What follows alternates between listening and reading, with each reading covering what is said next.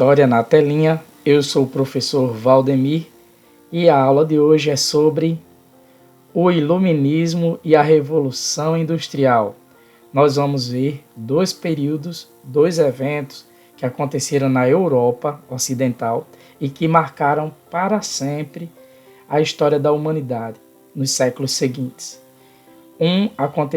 Todos os dois eventos aconteceram durante o século XVIII, dos anos 1700.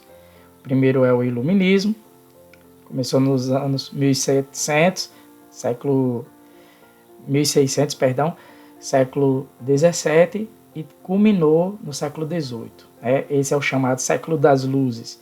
E o segundo evento começou em meados do século XVIII, 1760, e vai até 1860, é a Revolução Industrial. Então, vamos iniciar. O Iluminismo.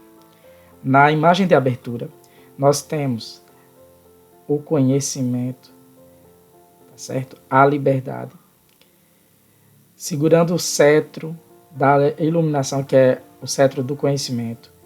E esse conhecimento está afugentando a ignorância, você pode ver pelos olhos vendados, e o fanatismo religioso, a cara de irritação aqui. Então, a liberdade com o cetro do conhecimento afugentando o fanatismo religioso e a ignorância. O Iluminismo. Trata-se de um movimento intelectual que surgiu na Europa Ocidental no século XVIII, dos anos 1700, que defendia o uso da razão, a luz, que eles consideravam como luz, contra o antigo regime que representava as trevas, a escuridão, e pregava maior liberdade política e econômica. Uma pausa aqui. Antigo regime era o período na Europa marcado pelo absolutismo monárquico, período no qual os reis tinham total poder para fazer as leis, julgar os crimes, administrar, enfim, tinha todo o poder nas mãos, daí o nome absolutismo monárquico. O Iluminismo promoveu mudanças políticas, econômicas e sociais baseadas nos ideais de liberdade, igualdade e fraternidade. São os três ideais da Revolução Francesa mais tarde: liberté, igualité, égalité e fraternité. O Iluminismo tinha o apoio da burguesia. Quando você vira essa expressão burguesia, então você relacione grandes empresários, banqueiros, comerciantes, tá certo? Pois os pensadores e os burgueses tinham interesses comuns. Nós veremos mais à frente quais. As críticas do movimento iluminista ao antigo regime eram em vários aspectos, como mercantilismo. No aspecto do mercantilismo, não confundir a crítica do iluminismo ao mercantilismo com uma crítica feita ao capitalismo. O mercantilismo era um modo dos reis incentivarem a expansão econômica do seu reino, barrando produtos vindo de outros reinos e incentivando a exportação e a produção interna. Então, o mercantilismo é marcado pelo protecionismo, coisa que os iluministas, dentro dessa ala, os liberais, eles condenavam. Também eles criticavam o absolutismo monárquico, ou seja, o rei ter poder total e não ser questionado por ninguém. E isso era questionado por eles. E eles questionavam também o poder da igreja católica ou igreja protestante, e as verdades reveladas pela fé. Então, nesses três aspectos, nós temos a crítica do iluminismo a eles: ao mercantilismo, ao absolutismo monárquico e ao poder religioso. Com base nesses três aspectos que nós vimos, crítica ao mercantilismo, ao absolutismo monárquico e ao poder religioso, podemos afirmar que o iluminismo defendia a liberdade econômica, ou seja, sem intervenção do Estado na economia, que o Estado promovesse tão somente a infraestrutura, desse garantia de segurança, mas não metesse muita mão nos negócios, no comércio, nos negócios como um todo, criando mais impostos, dificultando mais a vida, burocratizando as coisas. Eles também propunham o antropocentrismo, ou seja, o avanço da ciência e da razão, que o homem buscasse, assim como aconteceu no humanismo lá no Renascimento, que o homem buscasse por si o conhecimento.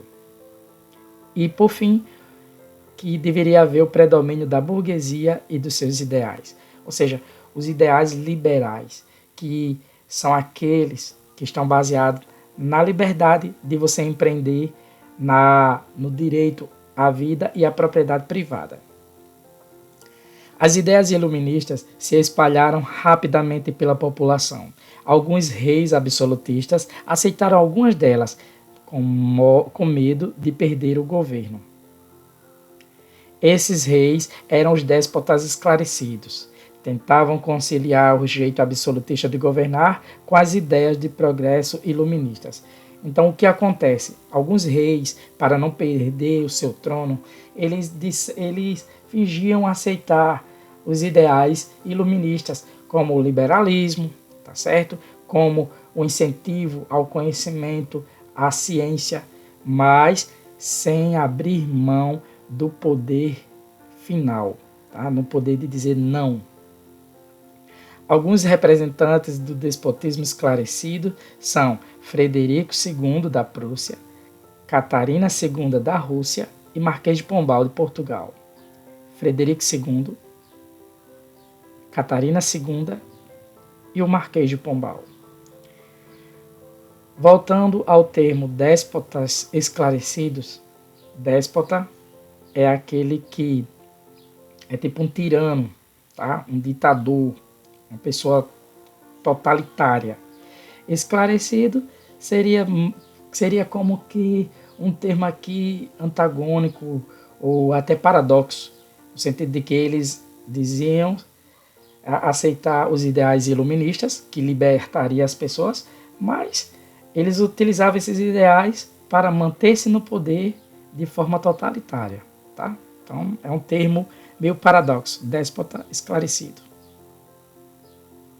Pensadores iluministas. Nós vamos ver agora quem eram e o que pensava e o que defendia cada um deles. John Locke. Ele é considerado o pai do iluminismo. Defendeu a razão, afirmando que nossa mente é como uma tábula rasa, sem nenhuma ideia. Defendeu a liberdade dos cidadãos e condenou o absolutismo. Esse é John Locke, ou foi John Locke. Voltaire. Ele se destacou pelas críticas feitas ao clero católico, à inflexibilidade religiosa e à prepotência dos poderosos. Defendia a liberdade de expressão. É dele a famosa frase: posso não concordar com as palavras que você diz, mas lutarei até o fim pelo direito de você dizê-las. Então, essa frase é atribuída a Voltaire, vamos dizer assim, pai da liberdade de expressão. Montesquieu, em sua obra O Espírito das Leis, defendia a teoria da tripartição dos poderes. É Montesquieu que vai propor que o poder seja dividido entre aspas, tá certo? Em legislativo, executivo e judiciário. O legislativo, aquele poder que propõe, que elabora as leis, que legisla. Aqui no Brasil, ele é, a nível federal, representado no Senado e na Câmara dos Deputados. Os dois juntos compõem o Congresso. A nível municipal, está na Câmara dos Vereadores, né? E a nível estadual, a Assembleia Legislativa com os deputados estaduais. Já o Executivo seria aquele que executaria as leis, que administraria. Aqui no Brasil, a nível federal, é o presidente da República que tem esse papel. Em nível estadual, o governador e em nível municipal, o prefeito. Já o judiciário seria o guardião da lei que zelaria pelo cumprimento, julgamento de conflitos. A nível federal, nós temos as altas cortes, o STF, Supremo Tribunal Federal, abaixo dele o STJ, STM, STJ é Superior Tribunal de Justiça, STM, Superior Tribunal Militar, TST, Tribunal Superior do Trabalho, enfim, TSE, Tribunal Superior Eleitoral. Então nós temos as cortes superiores. Aí a nível estadual nós vamos ter os tribunais de justiça, tá? E a nível local nós vamos ter os fóruns com as comarcas sendo presididas pelo juiz. E no nível estadual os tribunais de justiça pelos desembargadores. Então, Montesquieu era mais inclinado a uma monarquia moderada. Ele propõe assim que poderia haver a figura do rei, desde que esse rei cumprisse uma lei, tá? Não ultrapassasse essa lei. Montesquieu. Rousseau. Na obra O Contrato Social, ele afirma que o soberano deveria dirigir o Estado conforme a vontade do povo. Somente um Estado com base democrática ofereceria a igualdade jurídica aos cidadãos. Então, para Rousseau, um governo realmente democrático é aquele que tem base popular. E o povo, se não visse a representatividade deste governo, poderia se voltar contra ele, se rebelar contra esse governo. Então nós vimos John Locke, Voltaire, Montesquieu e Rousseau. Ainda tem mais uns. Quiné. Quiné era representante da fisiocracia. A fisiocracia era uma teoria para a qual a única fonte de riqueza é a terra.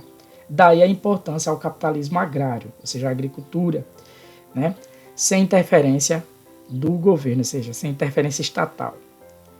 Acreditava que a economia é regida por leis naturais, como a lei da oferta e da procura. Para Quiné, ele considerava o seguinte, que quanto mais tivesse pessoas à procura de um produto e pouca fosse a oferta desse produto, o preço subiria. E o inverso também se daria, tá certo? Quanto mais produtos tivesse e pouca demanda, ou seja, pouca procura por este produto, então o preço dele cairia. Esse é Quiné, ou era Quiné. Adam Smith. Ele é considerado como o pai do liberalismo econômico, o qual defendia. Esse é Adam Smith.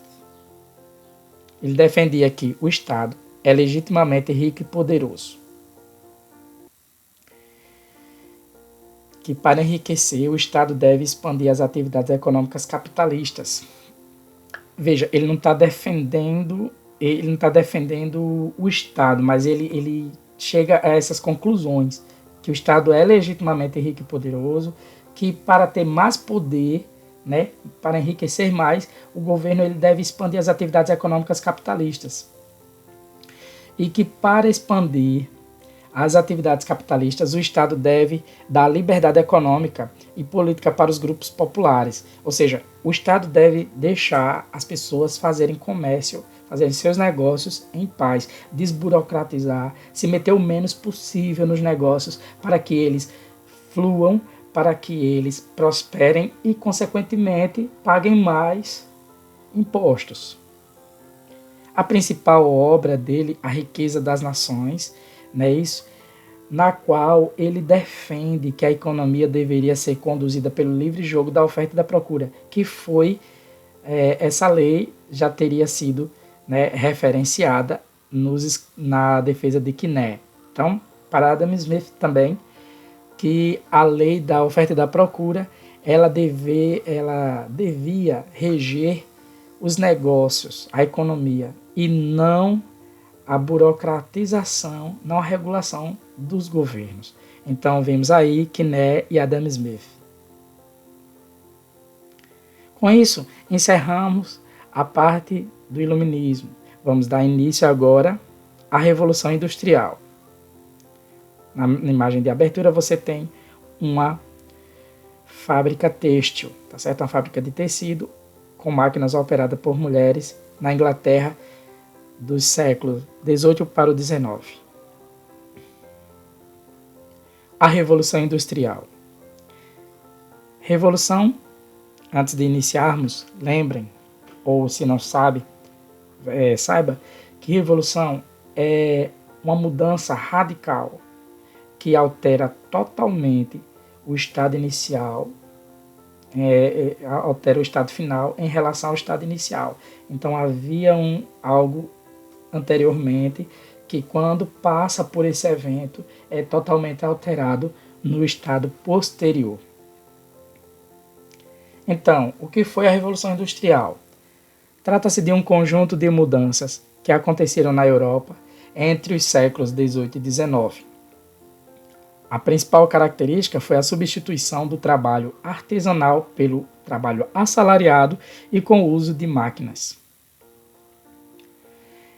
Então, a primeira máquina a dar o pontapé inicial na Revolução Industrial, revolução, transformação radical, certo? Industrial vem de indústria.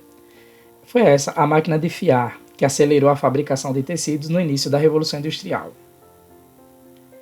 Até o fim do século XVIII, ou seja, até o fim dos anos 1700, a maior parte da população vivia no campo. O produtor dominava todo o processo produtivo de modo artesanal. Então era um artesão que detinha o local para a fabricação de um artigo. Ele tinha a matéria-prima e ele realizava o trabalho do início ao fim de composição daquele artigo, né, até os anos 1700. A França e a Inglaterra tinham manufaturas, que eram grandes oficinas, onde artesãos produziam os artigos, sendo empregados dos donos da manufatura. Então, a manufatura vem de duas palavrinhas, né? Manus faturos, que é fabricado com a mão, né? Manus é mão.